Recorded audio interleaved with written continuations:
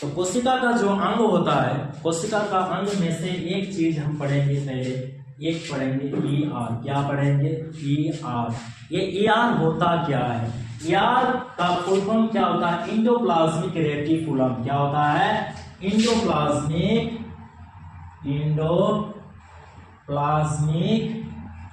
Reticulum. ये endoplasmic reticulum, इसको हिंदी में कहते हैं अंतःप्रदर्भ या जालिका। क्या है कि जालिका है, जाल है। क्या है? जाल है। इसका डिफिनेशन हम शॉर्ट अंदाज में लिखे हैं कि ER सेल के अंदर, ER का मतलब क्या है? इंडोप्लाज्मिक रेटिकुलम सेल के अंदर मेम्ब्रेन से बना हुआ नेटवर्क होता है। यानी हमारे सेल में बहुत सारा मेम्ब्रेन है। क्या है? मेम्ब्रेन है। मेम्ब्रेन से वो बना हुआ एक क्या है? नेटवर्क है। क्या है? और वो नेटवर्क के तरह ही काम करता है। अब यहाँ पर न्यूक्लियस के मतलब इंडोप्लाज्मिक रेटिकुलम न्यूक्लियस के बाहर साइटोप्लाज्म में पाए जाते हैं। क्वेश्चन अगर पूछ ले कि बताओ ER कहाँ प्रेजेंट होता है, तो कह देना कि ER न्यूक्लियस के बाहर साइटोप्लाज्म में प्रेजेंट होता है, पाया जाता है। एंड ER का मुख्य काम यानी एंडोप्लाज्मिक रेटिकुलम का मुख्य कार्य यानी मुख्य काम क्या होता है? सब्सटेंस का ट्रांसपोर्ट करता है। क्या करता है? ट्रांसपोर्ट करता है। बहुत ही महत्वपूर्ण इसका काम है।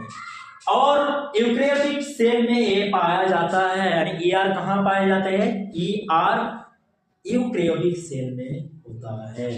और ER सेल के अंदर सरफेस एरिया को बढ़ाता है। यानी मान लीजिए इतना बड़ा सेल है, तो इसके अंदर जो सरफेस एरिया है तो उसको बढ़ाता है। क्या करता है? बढ़ाता है, बढ़ाने का कार्य करता है। ER अलग अलग हिस्सों को आपस में जोड़ने का भी काम करता है। ER अलग अलग हिस्से को आपस में जोड़ने का काम करता है। अच्छा, ER के बारे में इतना सारा नोट कर लो। अच्छा, एक चीज और नोट कर लो कि ER जो होता है वो 2 टाइप्स का होता है। कितने टाइप्स का होता है? ER हम इससे पहले अभी बताए थे कि एक होता है SER, एक होता है RER। इसका मतलब समझ में आया कि इंडोप्लाज्मिक रेटिकुलम का 2 भाग है। क्या है? ऐसे 2 पार्ट है। इंडोप्लाज्मिक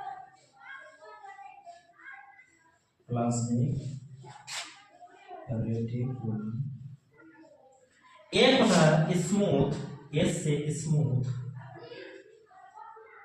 E से इंडोप्लाज्मिक, R से रेटिकुलम, और यहाँ R से होता है रफ। क्या होता है? रफ। स्मूथ यानी चिकनी होता है। रफ यहाँ क्या होता है? खुदरी होता है। क्या होता है? खुदरी होता है। क्या होता है? खुदरी होता है। और ये जालिका है। क्या है? जालिका है। अब अगला पढ़ेंगे कि SER क्या होता है, उसके बारे में पूर्ण मतलब नॉलेज हासिल करेंगे। ठीक है, तो इसको मिटा दें। तो नोट कर लिए इसको। तो ER का जो 2 टाइप होता है, एक होता है SER और अच्छा पहले इसको नोट कर लो। इतना सारा हम कवर करेंगे। अगर एक वीडियो में नहीं सके तो दूसरा पार्ट 3 भी लाएंगे। ये पार्ट 2 है तो पार्ट 3 भी लाएंगे। तो नोट कर लो कि पहले ये तो हम बता दिए कि ER क्या होता है। ER का फिर जो टाइप होता है SER और RER, ये भी बताने वाले हैं। इसको भी ध्यान से देखो और नोट कर लो।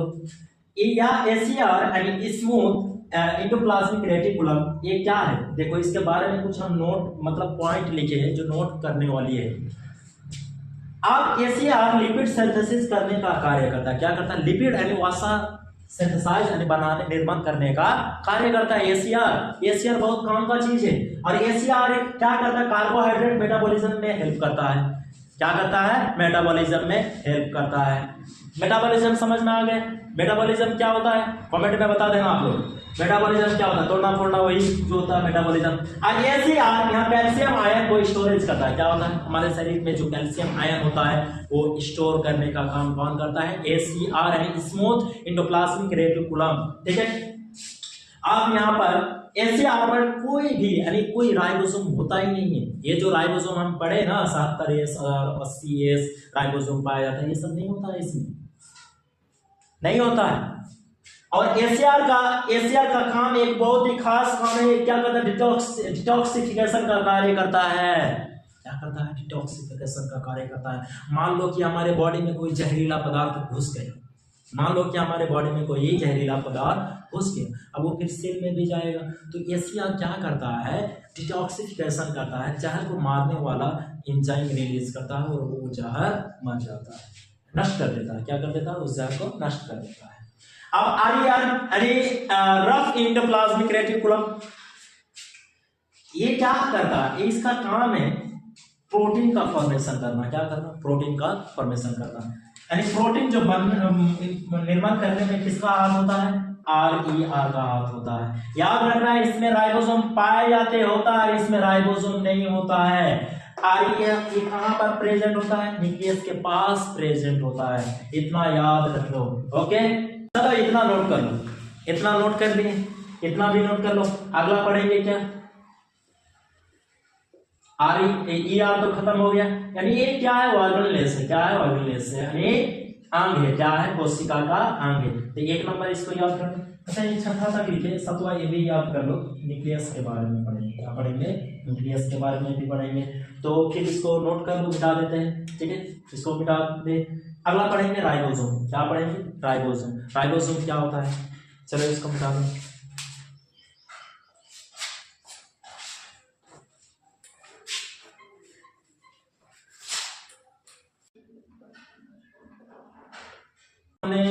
पढ़े थे कि RER क्या होता है, RER समझ में आ गया। तो यहाँ पर क्या है, राइबोसोम। राइबोसोम के बाद फिर अगले लेक्चर में लाएंगे लाइसोसोम। लाइसोसोम के बारे में पूरा लिखेंगे। तो इतना नोट कर लो राइबोसोम के बारे में कि राइबोसोम वो एक छोटे गोल पार्टिकल होता है जो निम्न है। क्या है, जो निम्न है। और याद रखना राइबोसोम ये वगैरह सब कहाँ पाए जाते हैं, सब सेल के अंदर पाए जाते हैं। सेल का वो कोशिकांग है। क्या है, यानी कोशिकांग कहते हैं। क्या कहते हैं, ऑर्गेनेल्स कहते हैं, यानी ये अंग कहते हैं। तो इसका पहला क्या है, यानी राइबोसोम सेल का प्रोटीन फैक्ट्री है। यानी क्वेश्चन पूछे कि बताओ प्रोटीन का फैक्ट्री किसको कहा जाता है, तो आंसर क्या हो जाएगा, राइबोसोम होगा। प्रोटीन का फैक्ट्री है, यानी प्रोटीन बनाने में मदद करता है। वो प्रोटीन कैसे बनाता है, अमीनो एसिड के साथ मिलके कैसे बनाता है, तो हम अमीनो एसिड आपस में मिलकर कैसे उसको प्रोटीन में तब्दील कर देता है। फिर अगला मतलब आगे पढ़ेंगे इसको मिटाकर, मतलब इसका अच्छा मतलब क्या, इसका खोज कब किया था, 1953 में ई प्लेडे ने खोजा था। किसने खोजा था, ई प्लेडे ने खोजा था। किसका खोज किया था, ई प्लेडे ने राइबोसोम का खोज किया था। कब किया था, 1953 में किया था। आप यहाँ पर इसमें सेल मेम्ब्रेन नहीं पाया जाता, याद कर लो कि इसमें कोशिका झिल्ली नहीं पाए जाते हैं, सेल मेम्ब्रेन नहीं होता है, याद कर लिए। राइबोसोम सबसे छोटा कोशिकांग है। क्या है, यानी कोशिकांग बहुत सारा है, जैसे lysosome, lysosome and ribosome, mitochondria, nucleus, ये सब क्या है, इनमें से सबसे छोटा जो है वो कौन है, राइबोसोम है। कोशिकांग यानी राइबोसोम क्या है, सबसे छोटा कोशिकांग है। क्या है, सबसे छोटा। और इसका साइज बहुत ही यानी लगभग कितना होता है, 20 से 30 नैनोमीटर होता है। क्या होता है, 20 से 30 नैनोमीटर होता है। राइबोसोम आरएनए और प्रोटीन दोनों मिलने से बनता है। यानी राइबोसोम का निर्माण कैसे होता है, यानी मान ली 2 या 2 से अधिक या 1 से अधिक अगर अमीनो एसिड आपस में मिल जाता है। अगला लेक्चर में हम अमीनो एसिड के बारे में बताए थे। अगला लेक्चर में क्या अमीनो एसिड का पार्ट 1 पार्ट 2 देख सकते हैं कि अमीनो एसिड का ये क्या है, अमीनो एसिड आपस में ऐसे जुटेगा। तो अमीनो एसिड अगर आपस में जुटा तो इसको इसमें चेंज हो जाएगा, प्रोटीन में। किसमें, तो प्रोटीन में। तो राइबोसोम का निर्माण कैसे होता है, एक आरएनए और प्रोटीन दोनों के मिलने से, यानी प्रोटीन भी चाहिए बनने के लिए और आरएनए भी चाहिए। ठीक है, आरएनए भी चाहिए, तभी क्या बनेगा, राइबोसोम बनेगा। और राइबोसोम यहाँ पर प्रोकैरियोटिक सेल यानी यूकैरियोटिक दोनों में पाए जाते हैं, दोनों में प्रेजेंट होता है। अगर क्वेश्चन कोई पूछ ले कि बताओ प्रोकैरियोटिक में कितना राइबोसोम पाए जाते हैं, तो आंसर होगा 7 एस। कितना होगा, इसका भी सब डिवीजन होता है। क्या होता है, इसका भी सब डिवीजन होता है। इसका इसमें कोई पूछ ले कि बताओ ये यूकैरियोटिक सेल में कितना राइबोसोम पाए जाते हैं, तो 80 एस पाए जाते हैं। तो इसको नोट कर लो, नोट कर लिए, नोट कर लो। अब 70S और 80S को फिर डिटेल से थोड़ा देखेंगे। इसको मिटा दे, हो गए, स्क्रीनशॉट ले लो। Okay. Prokaryotic cell and eukaryotic cell का पढ़े कि राइबोसोम किसमें कितना पाए जाते हैं। तो प्रोकैरियोटिक में हम पढ़े कि 77S राइबोसोम और यूकैरियोटिक में 80S राइबोसोम। फिर उसका सब यूनिट होता है। तो सब यूनिट क्या होता है देखिए, 77S इसका साइज जो होता है स्मॉल होता है और इसका जो साइज होता है वो बड़ा होता है। क्या होता है, इससे बड़ा होता है। एंड इसका सब यूनिट होता है, एक होता है 50S, क्या होता है 50S और एक होता है 30S। इसी तरह इसका फिर सब यूनिट है, क्या है सब यूनिट है। तो सब यूनिट ये दो भागों में बांटा गया है। सब यूनिट इसका दो भाग होता है, एक 60 और एक 40। यानी कुल मिलाकर कितना हो जाता है, कुल मिलाकर कितना हो जाता है 100 हो जाता है। इसमें कितना हो जाता है 80 हो जाता है। याद करने का ट्रिक क्या है, 50 30 60 40, 50 30 60 40 ऐसे कह सकते हो। यहां से कह सकते हो कि 30 40 30 40 50 60। तो 30 40 ऐसे शॉर्ट अंदाज में लिख सकते हो, 30 40 50 60। तो इसको बस थोड़ा सा चेंज करना होगा, कैसे कि 50 को मतलब ऐसे इसको इसके साथ जोड़ देना। तो इसका किसका सब यूनिट है 77S का। किसका है 77S का। अब इसको यहां से यहां तक जोड़ देना। तो इसका किसका सब यूनिट है 80S का। यानी यूकैरियोटिक सेल में पाया जाता है। ये किस में पाया जाता है, यूकैरियोटिक सेल में पाया जाता है और 77S प्रोकैरियोटिक सेल में पाया जाता है। इतना आया याद। अब एक चीज याद है कि एक स्थानधारियों में लगभग 10 मिलियन राइबोसोम पाए जाते हैं। भाई 10 मिलियन, मिलियन भाई मिलियन, 10 लाख में 1 मिलियन होता है ना, यहाँ पर 10 मिलियन पाए जाते हैं। अब ये प्रोकैरियोटिक सेल यानी बैक्टीरिया में, आर्किया में एंड क्लोरोप्लास्ट में पाए जाते हैं। कहां पर पाए जाते हैं, क्लोरोप्लास्ट में। अब यहाँ पर ये सब यूनिट का काम क्या है, यानी यहाँ पर जो 30S है, 50S है, 60S है और 40S है, इसका काम क्या है। तो देखो प्रोकैरियोटिक सेल में इसका काम क्या है, प्रोकैरियोटिक में जो इसका काम है यूकैरियोटिक में भी लगभग सेम वही काम है। देखो यहाँ पर प्रोकैरियोटिक में कहा गया है कि 30S राइबोसोम।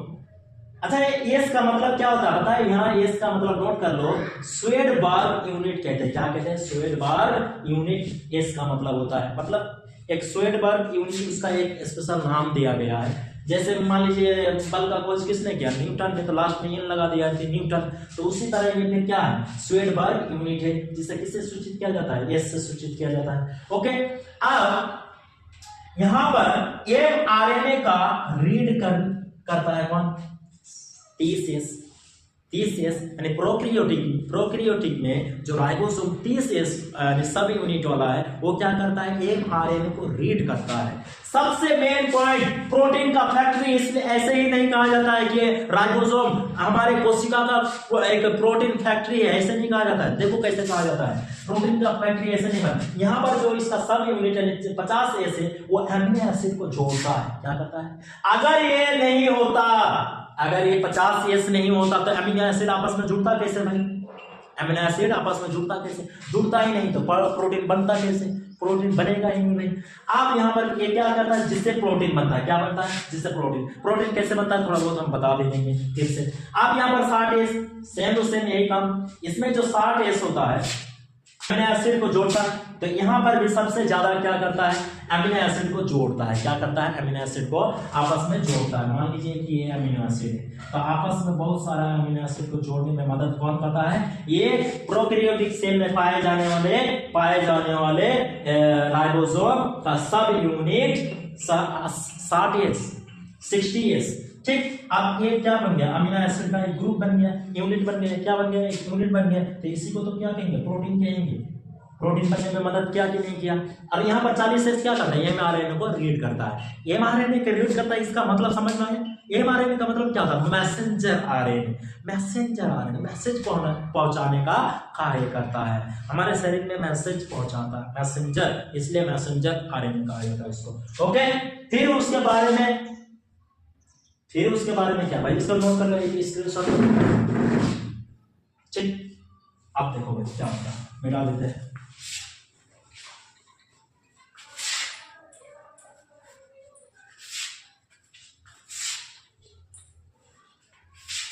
देखिए ये अमीनो एसिड है, ये अमीनो एसिड है, ये अमीनो एसिड है। तो अमीनो एसिड को क्या करता है, आपस में जोड़ने का काम करता है। प्रोकैरियोटिक सेल का 60S और यूकैरियोटिक सेल का 50S। ये क्या करता है, ये क्या करता है, अमीनो एसिड को आपस में जोड़ने का काम करता है। और जैसे ही जोड़ता है तो क्या बनता है, क्या बनता है, अमीनो एसिड का ग्रुप बनता है, अमीनो एसिड का एक यूनिट बनता है। क्या बनता है, यूनिट बनता है। तो जब यूनिट बन गया यानी ऐसे ऐसे आपस में बहुत सारा जुड़ गया तो इसी को तो क्या कहेंगे, प्रोटीन कहेंगे। क्या कहेंगे, प्रोटीन। तो इसीलिए क्या कहते हैं, राइबोसोम को प्रोटीन का फैक्ट्री कहा जाता है। क्या कहा जाता है, प्रोटीन का फैक्ट्री। समझ में आया? इसीलिए कहा जाता है कि राइबोसोम हमारे शरीर के कोशिका के प्रोटीन फैक्ट्री है। क्या है, क्वेश्चन पूछ सकता है, लिख लेंगे। ओके, तो हम कोशिका अंदर बहुत सारा पढ़ लिए। ऑर्गन लेंस, ऑर्गन लेंस, एक नंबर पढ़ लिए क्या, ई आर खत्म कर दिए। ई आर का दो part, S R E R और एस ई आर, ये दोनों पढ़ लिए, खत्म कर दिए इस लेक्चर में। अगला क्या पढ़े, राइबोसोम पढ़ लिया, अभी अभी खत्म किया राइबोसोम को। राइबोसोम क्या, अभी इसके बारे में जितना भी कुछ मैंने बताया है बहुत ही काम की चीज है, नोट कर लो इसको। ओके, अब अगला मेरा रहेगा, अगला लेक्चर रहेगा लाइसोसोम।